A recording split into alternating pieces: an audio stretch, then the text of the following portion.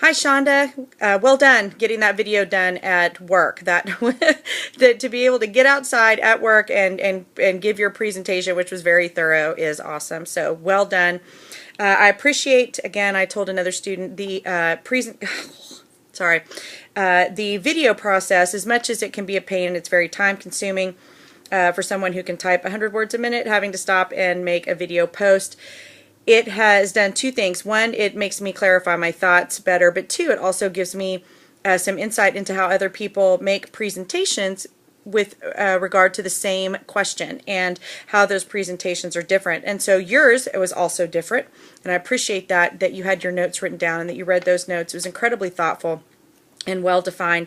Now, the discussion on accountability, you outlined accountability under Sharia law, or the tenets of Islam, and the difference between that and democracy really coming down to people's choice, the electoral process, the ability to remove someone from power and to be defined by the limits of the democratic process.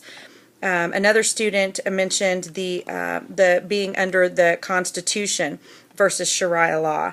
You also talked about modernization and the threat that exists with modernization to what they consider to be their process of accountability, which is Sharia law.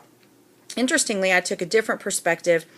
It was the absence of acquiescence to international limits, international standards, that seems to be one of the foremost issues.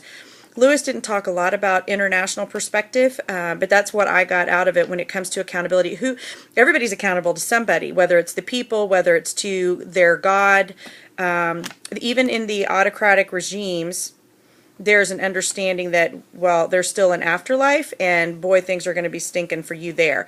So it's interesting. Sometimes, as I was listening to your post, I wondered, would we be more respected as a nation if we were as resolute in remaining accountable to Christian law as they are to Sharia law? And in another class, or several other classes, we've talked about how it seems to be our departing from Christianity and being secular and the separation of church and state that sometimes makes us look so wishy-washy to them, and our pursuit of modernization and technological advancements and all of those things, how we dress and how we treat our women even, which is a big issue, and how much freedom they're given, especially in the form of dress.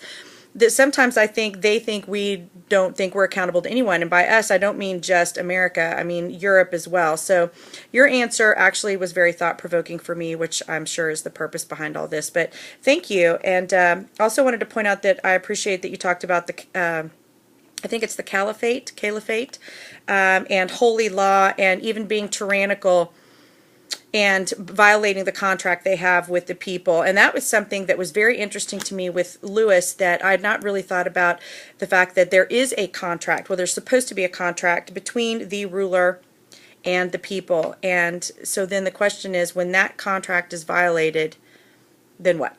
So thank you. Have a great one.